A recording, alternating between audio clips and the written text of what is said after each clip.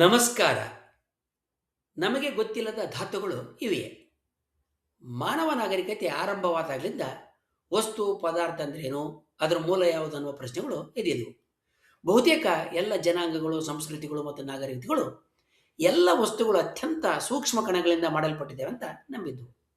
ಕೆಲವು ಮೂಲ ಕಣಗಳು ಸೇರಿ ಜಗತ್ತಿನಲ್ಲಿ ವಸ್ತು ವೈವಿಧ್ಯ ಮೂಡಿಬಂದಿತೆನ್ನುವ ಪರಿಕಲ್ಪನೆ ಭಾರತದ ಸಾಂಖ್ಯ, ಯೋಗ, ನ್ಯಾಯ, ವೈಶೇಷಿಕ ತತ್ವಗಳಲ್ಲಿ ಇತ್ತು. ಈ ತತ್ವಗಳು ವಿಶ್ವಕ್ಕೆ ಮೂಲ ಕಾರಣ ಭೌತಿಕ ಕಣಗಳು ಮತ್ತು ಪಂಚಭೂತಗಳಂತ ವಾದ ಮಾಡಿದ್ವು. ಪ್ರಾಚೀನ ಗ್ರೀಕ್ ತತ್ವಜ್ಞಾನಿ ಎಂಪೆಡೋಕ್ಲಿಸು 4 ಮೂಲಭೂತ ದ್ರವ್ಯಗಳಂದ್ರೆ ಭೂಮಿ, ನೀರು, ಬೆಂಕಿ, ಗಾಳಿ ಎಲ್ಲ ವಸ್ತುಗಳ ಮೂಲ ಅಂತ ಪರಿಗಣಿಸಿದ್ದ. ಭಾರತದಲ್ಲಿಯೂ ಕೂಡ ನೆಲ, ನೀರು, ಬೆಂಕಿ, ಗಾಳಿ ಮತ್ತು ಆಕಾಶ ತತ್ವ ದ್ರವ್ಯದ ಮೂಲ ಅಂತ ಭಾವಿಸಿದ್ವು. ಮಧ್ಯಕಾಲೀನ ಯುಗದಲ್ಲಿ ಅರಬ್ ಮತ್ತು ಯುರೋಪಿನ ರಸವಿದ್ಯಾ ಶಾಸ್ತ್ರಜ್ಞರು ಅಂದ್ರೆ ಆಲ್ಕೆಮಿಸ್ಟ್ಗಳು ಲೋಹಗಳ ಪರಿವರ್ತನೆ ಹಾಗೂ ಅಮೃತ ಸಿದ್ಧಿ ಅಂತ ಕಲ್ಪನೆ ಮೂಲಕ ಅಜ್ಞಾತ ದ್ರವ್ಯಗಳ ಅಸ್ತಿತ್ವವನ್ನು ಊಹೆ ಮಾಡಿದ್ರು.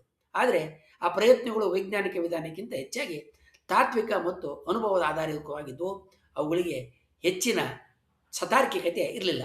ಇವೆಲ್ಲವೂ ವಸ್ತು ವೈವಿಧ್ಯ ಮತ್ತು ಅವುಗಳ ಮೂಲವನ್ನು ವಿವರಿಸುವ ತಾತ್ವಿಕ ಪ್ರಯತ್ನಗಳಾಗಿದ್ದವೆ ಹೊರತಾಗಿ ಆಧುನಿಕ ವೈಜ್ಞಾನಿಕ ರೀತಿಯಲ್ಲಿ ಮೂಲ ಧಾತುಗಳ ಅರ್ಥವನ್ನು ಹೊಂದಿರಲಿಲ್ಲ. 18ನೇ ಶತಮಾನದಲ್ಲಿ ಅಂಟ್ವಾನ್ ಲಾವೋಸಿಯೆ ರಾಸಾಯನಿಕವಾಗಿ ಇನ್ನಷ್ಟು ಸರಳ ಮಟ್ಟಕ್ಕೆ ಒಡೆಯಲಾಗದಂಥ ಸ್ಥಿತಿನೇ ಮೂಲಧಾತು ಅಂತ ಹೇಳ್ದ.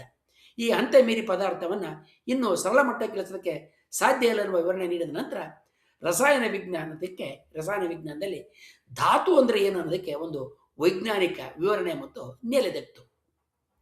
19ನೇ ಶತಮಾನದಲ್ಲಿ ರಷ್ಯಾದ ದಿಮಿತ್ರಿ ಮೆಂಡೆಲಿಯವು ಧಾತುಗಳ ಪರಮಾಣು ತೂಕ ಗುಣಗಳನ್ನು ಅಧ್ಯಯನ ಮಾಡಿದರೆ ಎಲಿಮೆಂಟುಗಳ ತೂಕ, ಅಟಾಮಿಕ್ ವೇಟು ಮತ್ತು ಅವುಗಳ ಗುಣಗಳನ್ನು ಪ್ರಾಪರ್ಟೀಸ್ನ ಅಧ್ಯಯನ ಮಾಡಿ ಅವುಗಳ ಸ್ಥಾನವನ್ನು ಆವರ್ತಕ ಕೋಷ್ಟ ಅಂದರೆ ಪಿರಿಯಾಡಿಕ್ ಟೇಬಲ್ ರೂಪದಲ್ಲಿ ಪ್ರತಿಪಾದನೆ ಮಾಡ್ತಾನೆ.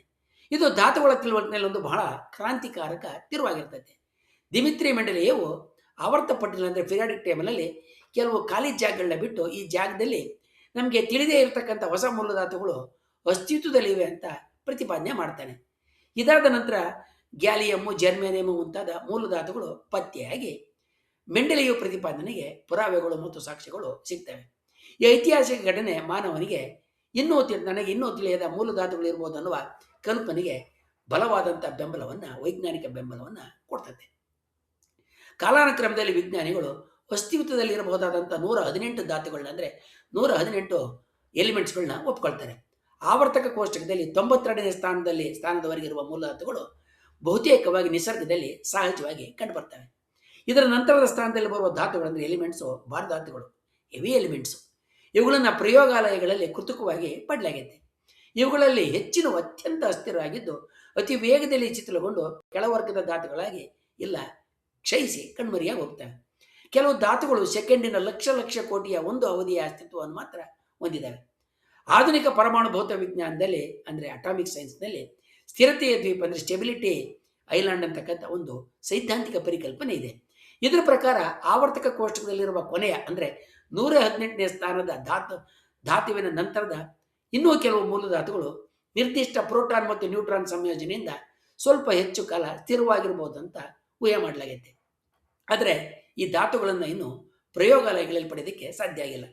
ಭೂಮಿಯಲ್ಲಿಗೆ ಕಾಣದಾದರೆ ನ್ಯೂಟ್ರಾನ್ ತಾರೆಗಳು, ಸೂಪರ್ನೋವಾ ಸಿಗ್ತದಂಥ ಭಾರೀ ಚೈತನ್ಯದ ಪರಿಸ್ಥಿತಿಗಳಲ್ಲಿ ಕ್ಷಣಿಕವಾಗಿ ಉಂಟಾಗುವ ಅಪರೂಪದ ಆದರೆ ಮಾನವರಿಗೆ ಇನ್ನೂ ತಿಳಿಯದ ಮೂಲಧಾತುಗಳು ಇರಬಹುದು. ಆದರೆ ಇವುಗಳ ಅಸ್ತಿತ್ವದ ಕಾಲಾವಧಿ ಸೆಕೆಂಡುಗಳ ಕೋಟಿನಲ್ಲಿ ಒಂದರಷ್ಟಿರೋದ್ರಿಂದ ಅವು ನಮ್ಮ ಪತ್ತೆಯನ್ನು ಮೀರಿದ್ದಾವೆ. ವಿಜ್ಞಾನಿಗಳ ಪ್ರಕಾರ ಬ್ರಹ್ಮಾಂಡದ ಕೇವಲ 5% ಮಾತ್ರ ನಮಗೆ ತಿಳಿದಿರ್ತಕ್ಕಂಥ ಸಾಮಾನ್ಯ ದ್ರವ್ಯದಿಂದ ಮ್ಯಾಟರ್ನಿಂದ ಮಾಡಲ್ಪಟ್ಟಿದೆ.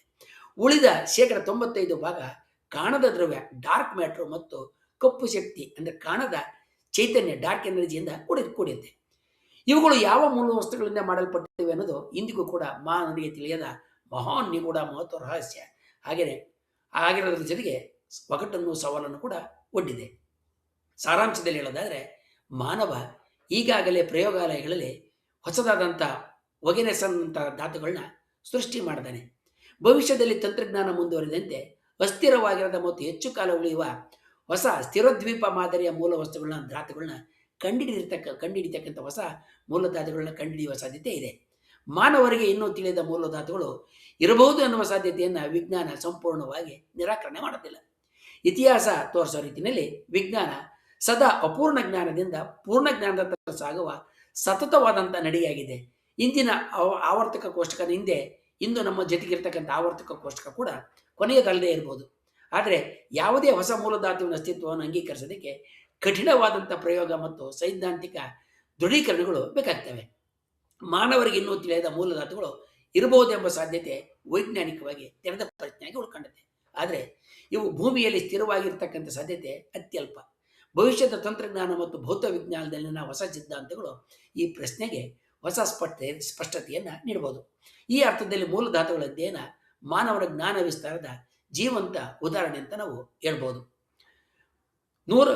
ಆವರ್ತಕ ಕೋಷ್ಟಕದಲ್ಲಿ 118 ಧಾತುವಿನ ಆಚೆಗಿನ ಇತರ ಧಾತುಗಳನ್ನ ಕುರಿತಾಗಿ ಇರ್ತಕ್ಕಂಥ ಸಿದ್ಧಾಂತಗಳು, ಹುಡುಕಾಟಗಳು, ಪ್ರಯೋಗಗಳ ಕುರಿತಾಗಿ ಇನ್ನೊಂದು ವಿಡಿಯೋದಲ್ಲಿ ತಿಳ್ಕೊಳ್ಳೋಣ. ವಂದನೆಗಳೊಂದಿಗೆ.